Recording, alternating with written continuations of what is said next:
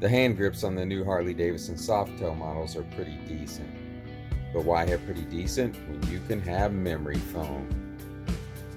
I've seen lots of YouTube videos with great reviews on these AVON Memory Foam Grips. I've read lots of good reviews. They're pretty inexpensive and they're really easy to install, which we're going to do right now.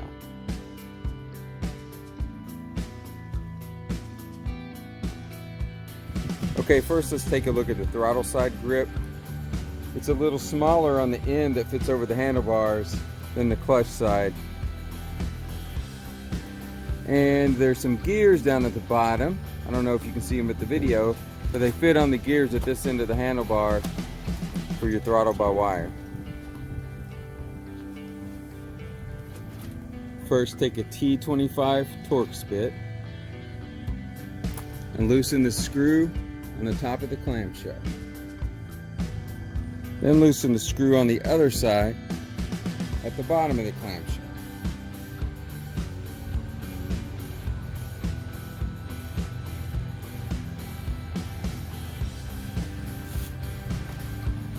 Once you loosen these two screws and take them out, the clamshell comes apart like this. Now that I have the top of the clamshell off, I need a little more slack to pull the throttle hand grip out. Use a T27 to loosen up the lever assembly. Once I loosened up the brake lever housing, the clamshell around the throttle hand grip loosened up enough where I can slide the hand grip right off, like this.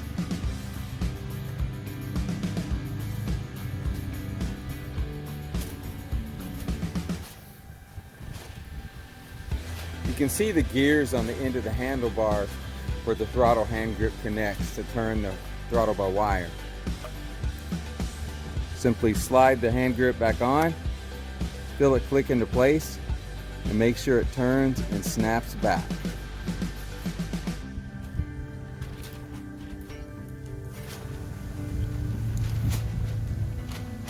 Now let's put the clamshell back on. You can see right here at the edge where it holds the throttle hand grip from slipping off. Now let's put the screws back in and start tightening things up.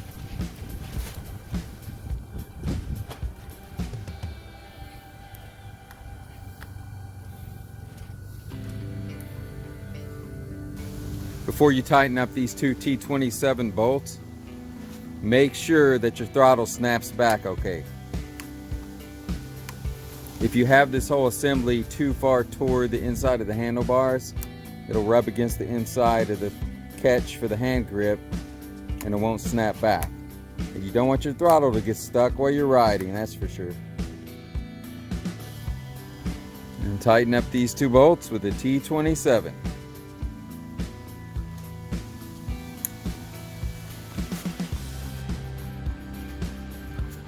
The clutch lever hand grip is a little different to take off and put back on. First, we need to loosen up these two screws that hold the mirror and lever assembly. I'll do it first this time, which is what I should have done on the other side.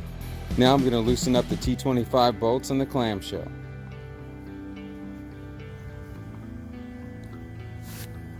Pull off the top of the clamshell. Then you can loosen up these two screws to further loosen the lever assembly so you can get this hand grip off.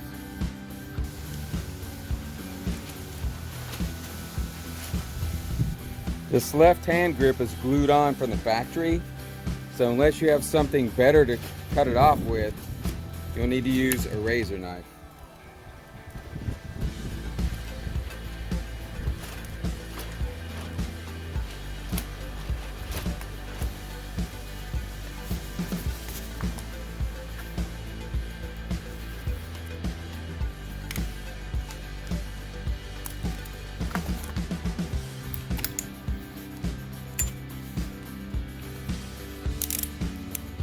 And I'm going to scrape off the residue with an X-Acto type knife.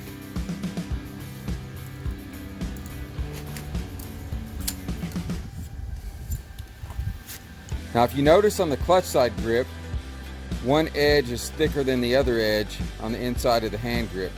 The directions claim that you don't need any glue because this holds it in place in the clamshell. Let's give it a shot. The thick side of the inside of the hand grip fits at the bottom of the clamshell. So then when you put your clamshell back together, the narrow side on the top holds it in place. Now let's put in the screws and tighten it up. So tighten up the 2 screws on the clamshell on the top and the bottom with a T25. Then tighten up these 2 screws on the lever assembly with a T27.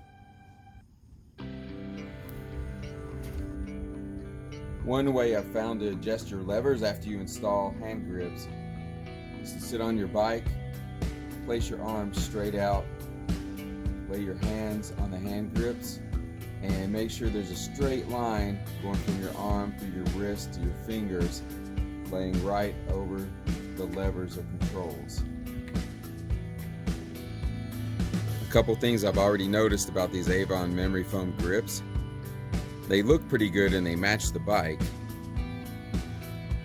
And they feel a lot better on your hands than the stock hard rubber grips. Now let's go test out these grips riding down some scenic Kentucky roads.